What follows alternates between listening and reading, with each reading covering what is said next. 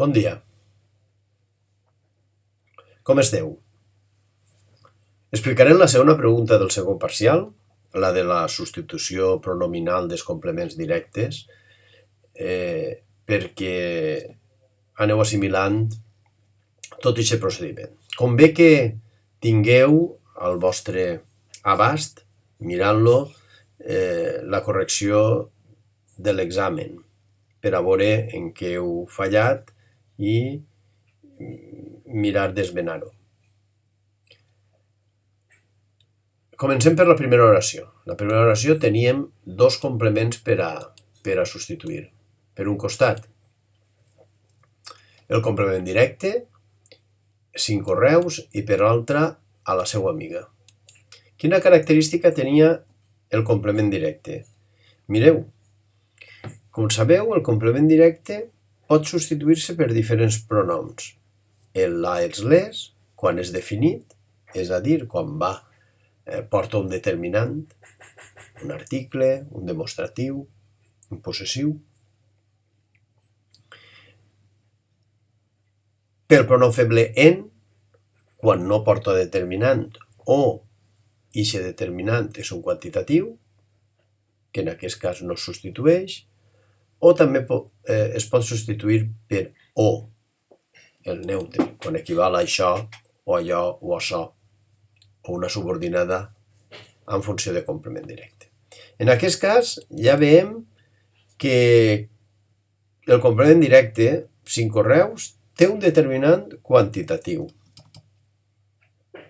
Vos en recordeu què passava quan el determinant és quantitatiu? Com que el quantitatiu és una informació que no pot ser restituïda, sinó que ha d'aparèixer, no la poden substituir, ha de conservar-se. I per tant, allò que substitueix és el nucli. Correus, sense cap determinant. Per tant, recordeu quin era el pronom? Efectivament, en. En seria el pronom feble que substitueix aquest complement directe amb quantitatiu. I complement indirecte a la seva amiga de tercera persona. Recordeu que els complements indirectes es poden substituir per me, te, li, ens, vos, els. No tenen masculí ni femení. Serveixen, per tant per al masculí com per al femení. En aquest cas, és un complement indirecte de tercera persona al singular. No sol haver-hi confusió. És el li. Val? Fixeu-vos que la pregunta especificava substitueix els complements verbals subratllats pel pronom feble corresponent i fes-ho davant i darrere del verb com es puga. La majoria d'oracions tindran una forma verbal que permeta aquesta substitució pronominal davant i darrere.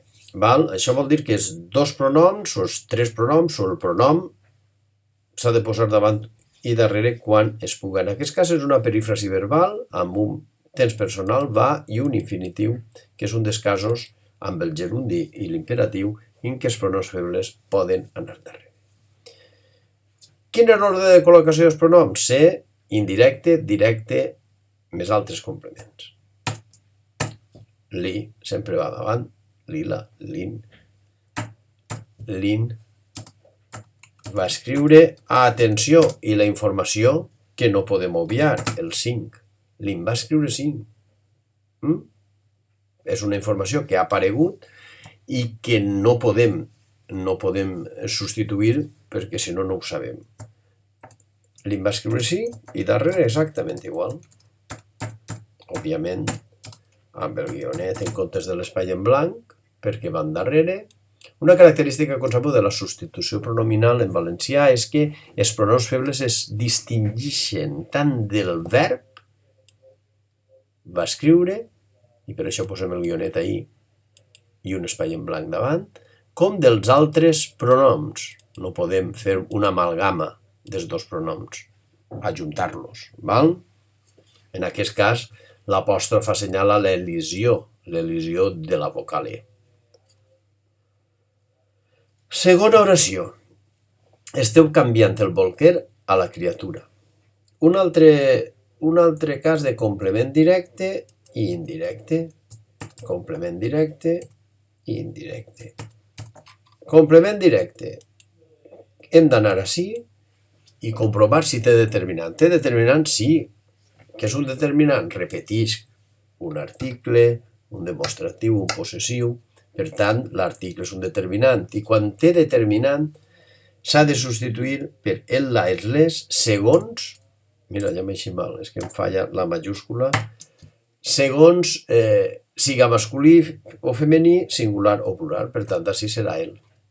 A la criatura farem una separació més clara perquè es veja.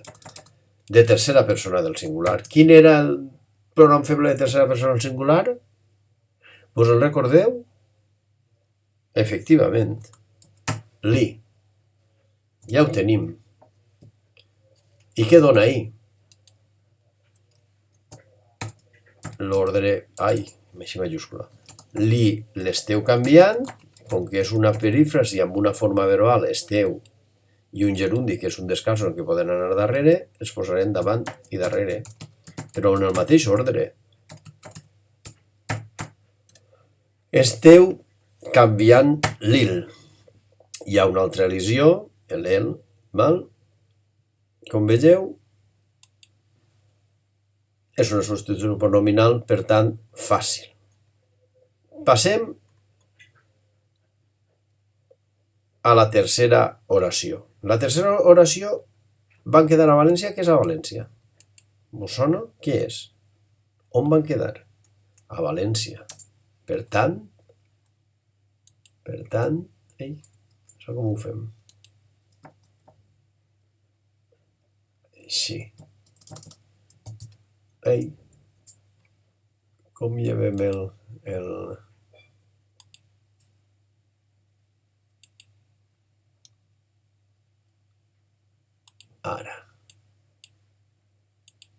Ara sí.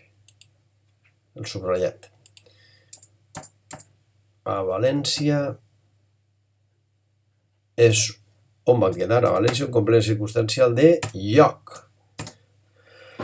Recordeu que passaven els complements circumstancials de lloc i els de règim verbal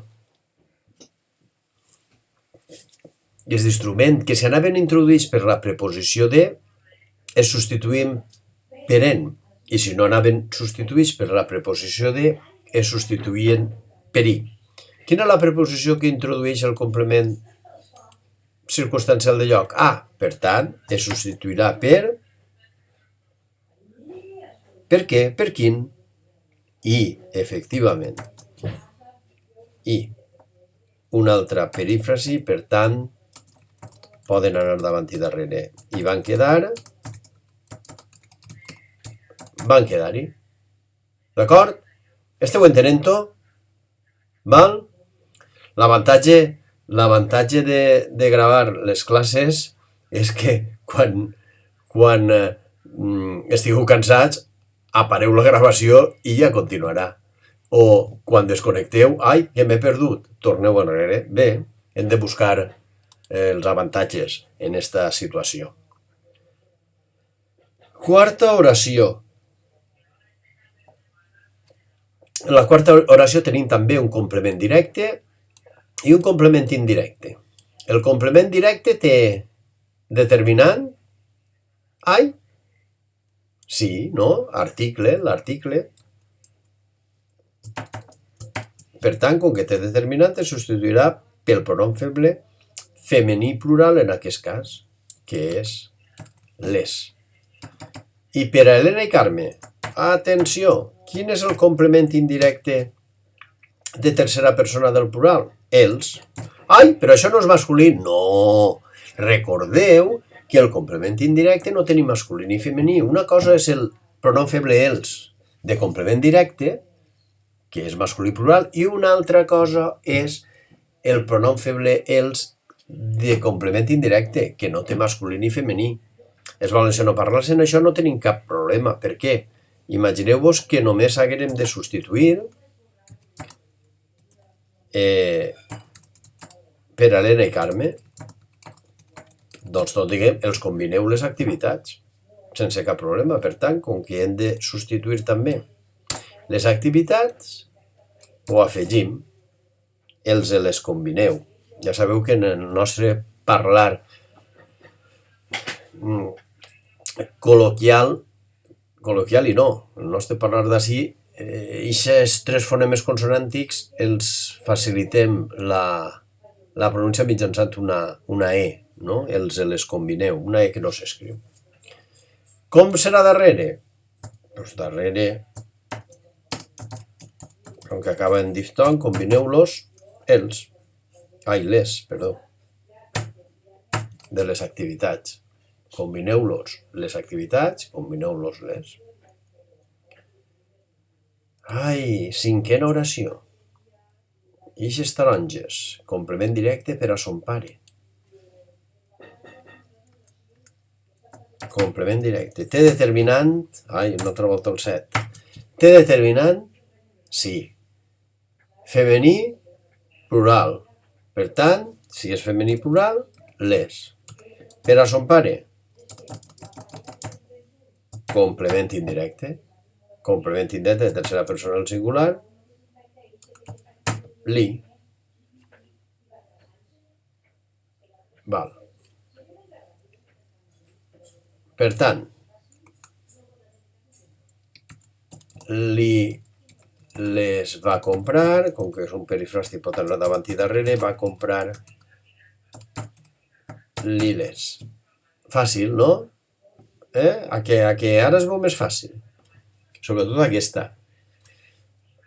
No t'has d'oblidar de les olives. Ai, i què és això? Què és això?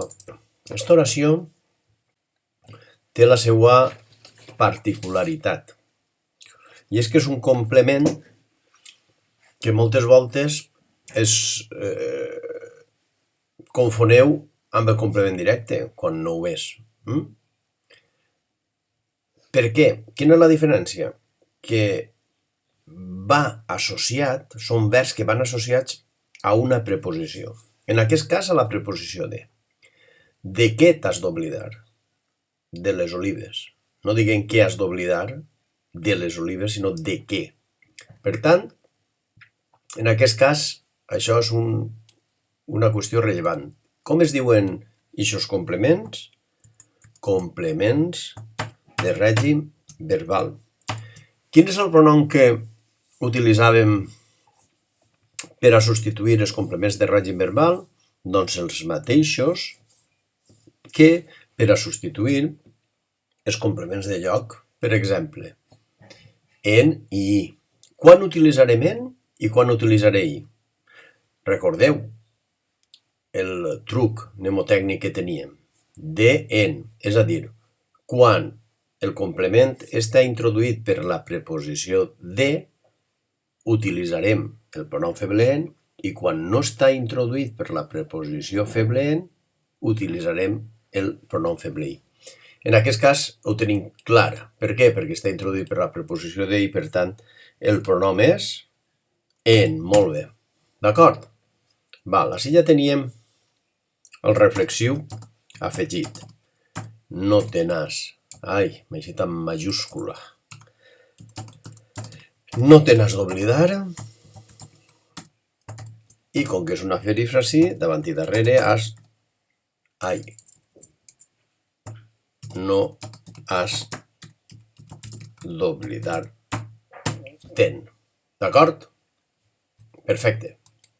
Passem a la setena oració. La setena oració és un complement directe, hem llegit el subratllat, un complement directe neutre. Ara jo ja ve. El complement directe neutre, recordeu que els complements directes substituïen, hi havia tres tipus de complements directes. Per un costat, els complements directes definits, que són aquells que tenen determinant, article, demostratiu, possessiu, i que substitueixen segons siguen masculí, femení, singular o plural. Per quins pronoms? Per el, la, en el cas de masculí, femení, singular, els, les, en el cas de masculí, femení, plural. Després tenim els complements directes indefinits, que són aquells en el qual només se substitueix el nucli, bé perquè no tenen determinant, bé perquè el que tenen és un quantitatiu que no es pot substituir. En aquest cas és el que hem vist adés. Ho veurem després. El pronom feble que s'utilitza és en. I l'altre cas és quan és un complement directe neutre que es pot substituir o substitueix això, allò, o una subordinada que equival a això, allò, en funció de complement directe. I en aquest cas és el nostre amic el pronom feble o. Per què dic el nostre amic? Perquè el pronom feble o és des que més utilitzem en el nostre registre col·loquial. Per què? Perquè té les característiques d'imprecisió que van associades a aquest registre col·loquial. Però ja sabeu que sempre s'escriu o i que es pronuncia de diferents maneres. Es pot pronunciar o, has de portar-ho, es pot pronunciar eu, o eu tens, o es pot pronunciar ho has de portar, val? O porta-ho, d'acord? Però sempre s'escriu o. Així ja tenim un impersonal, l'és, que es transforma òbviament en se, seu creu en tot, i és una forma en què no pot anar darrere. Bé, no pot anar darrere el pronom i per tant només va davant del verb. Passem a la vuitena oració. La vuitena oració que tenim aquesta paraula videolits. Videolits què vol dir? Videolits és una càpsula audiovisual en la qual es parla de literatura. Val? I per tant té diferents formes. Però sí, el que ens interessa és què és videolits, què inventa videolits, complement directe. Recordeu el que he dit adés?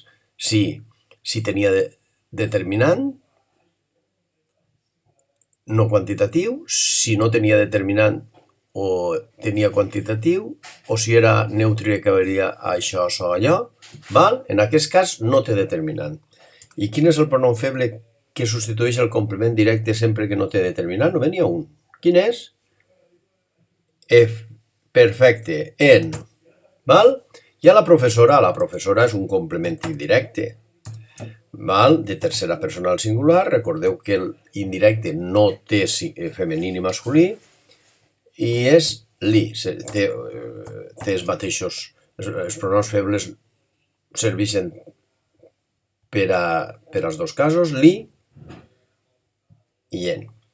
Això dona l'inventa, ja sabeu que l'indirecte sempre va davant, i darrere, si fora imperatiu, inventa l'in. Fixeu-vos com la forma que adopta davant quasi sempre és la mateixa que adopta darrere. Moltes voltes, val? L'ordre, evidentment, és el mateix. Però coincideix moltes voltes. Mira, si no ha coincidit. Per què? Perquè els darrere és fa l'os. Val? Darrere de diftong o consonant. Bé, ja estem arribant a la fi de la correcció. Ens trobem ara amb la novena oració, amb un complement directe neutre. Recordeu el complement directe neutre? Sí, no? Com era? Com? Efectivament. O, mira, ja m'he eixit en minúscula. O, i això un complement indirecte de primera persona del singular, tornem a fer bé, me. Val? I la combinació ixa que ens agrada i que diguem meu van dir i que escrivim com toca, van dir meu, escrivim com toca perquè nosaltres sabem escriure, meu van dir i van dir meu. D'acord? I ja la desena. La desena oració explora aquella ruta per a nosaltres. Què és aquella? Quin complement és aquella ruta? Què explora? Aquella ruta. Per tant, sí, complement directe. Efectivament, té determinant, clar, té un demostratiu. Femení singular, per la qual cosa el pronom feble que substituirà aquella ruta és la. I per a nosaltres és un complement indirecte de primera persona del plural. Ens. Això ens dona primer l'indirecte ens, després ens l'explora. Fixeu-vos que he pronunciat ens l'explora perquè amb una E entre la S i la L, perquè quan hi ha tres fonemes consonàntics, la manera de pronunciar en el nostre parlar és afegint una E que no escrivim. Ens l'explora. Alguns pensen que forma part del pronom, val? Però en aquest cas es demostra que no. Per què? Perquè és un femení. No és un el, és un la. Per tant, simplement és un coixinet fonètic. Explora'ns-la, efectivament. Val? I fins ací l'explicació de la pregunta de la substitució pronominal dels pronoms febles del segon parcial. Espero que tingueu més clara aquesta substitució pronominal després d'haver escoltat aquestes explicacions. Sigueu bons. Fins l'altra.